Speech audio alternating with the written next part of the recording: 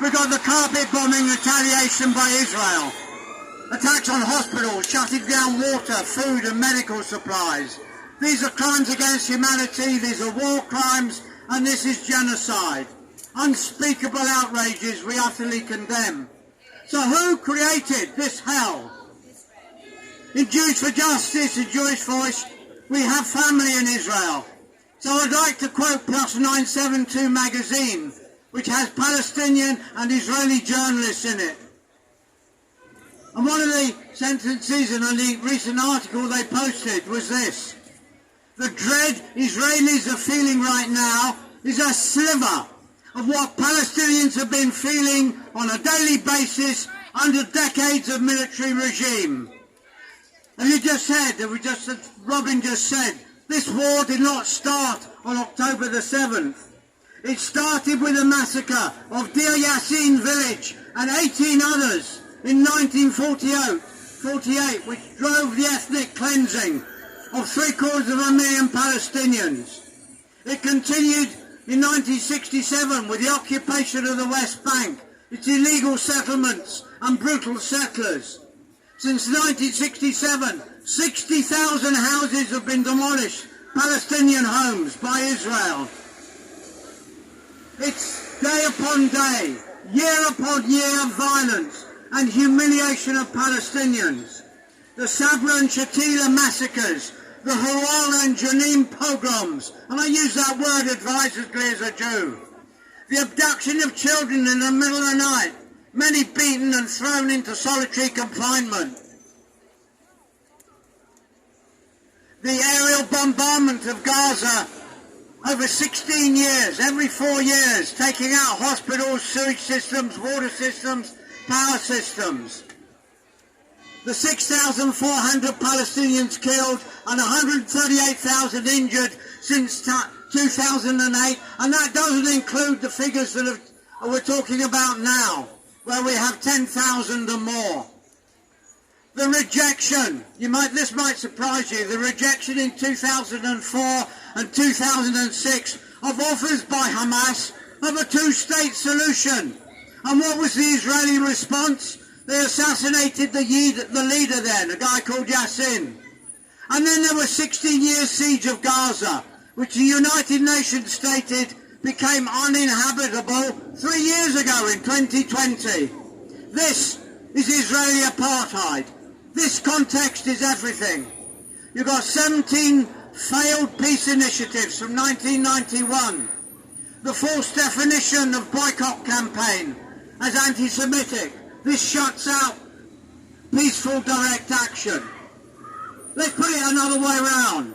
If Israel was suffering this fate and the whole world would not criticise it one iota, if after 17 attempts at peace negotiations nothing happened, if they turned to force, as would be a legal right to obtain their freedom. In fact, Britain would now be sending them missiles, as in fact it is doing now.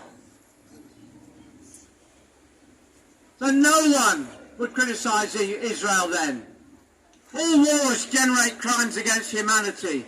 Israel, the occupying power, legally must uphold human rights, and it's violated them for 57 years, the longest occupation in modern history.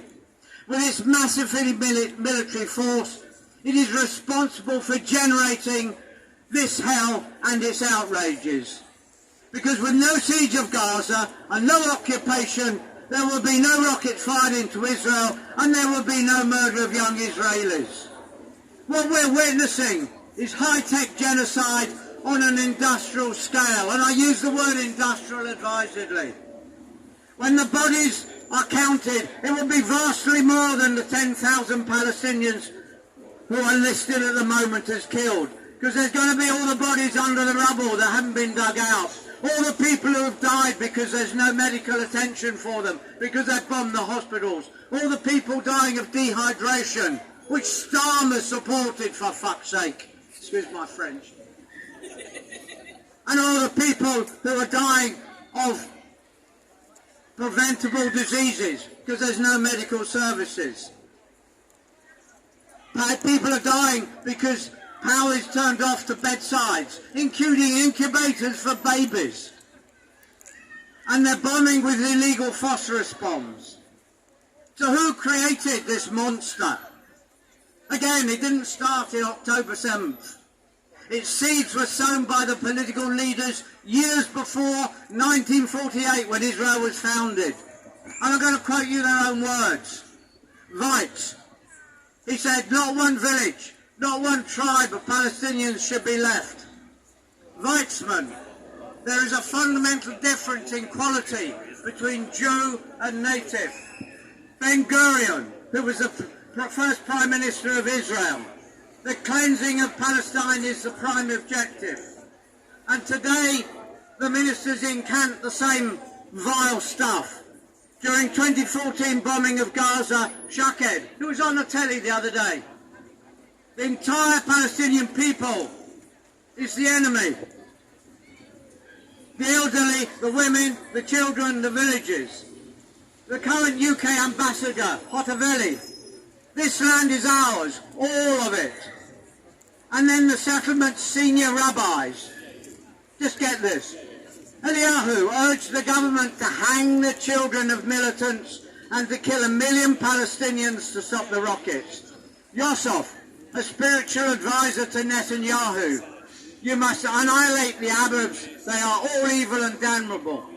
Lior, Arabs are savages, the IDF must carry out collective punishment. And then what happens? Netanyahu, current president of Israel, did a deal with the extremist settlers Gantz and the neo-fascist Smotrich. Now, it's not me calling him neo-fascist, he calls himself a fascist. And these attitudes became the narrative on the streets and in the military. And just the other day, when he was planning the ground attack on Gaza, Netanyahu quoted a passage from the Torah, Samuel book 1. Destroy, it was about the Amaleks, destroy the men, women, children and all that belongs to them. So politicizing, weaponizing the Bible. So he joins these extreme settlers and he starts with the carpet bombing, the starvation, forced dehydration, a third Nakba. This is not only about Hamas. There have been hundreds, as you just heard, killed in the West Bank. There's no Hamas there. Essentially, it's about Greater Israel, Judea and Samaria. It's a colonial enterprise. And like all colonialism, it's very deeply racist.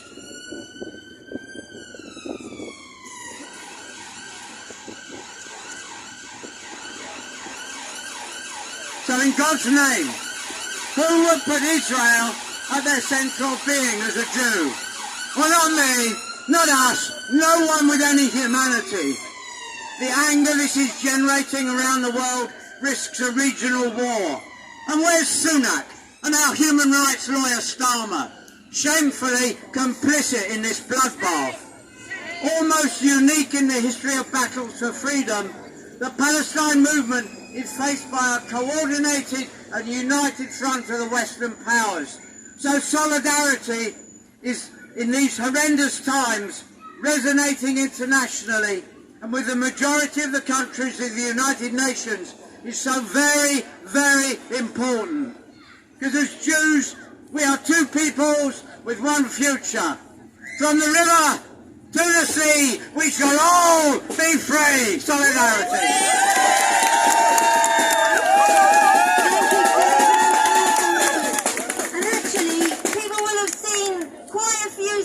Train stations being occupied in the last few weeks, and I think I'm right in saying that started from the Grand Central Station in New York, which was occupied by Jewish people, with emblazoned T-shirts saying "Not in my name," and that's what I say too as a Jewish person. Not in my name. Okay, we have a couple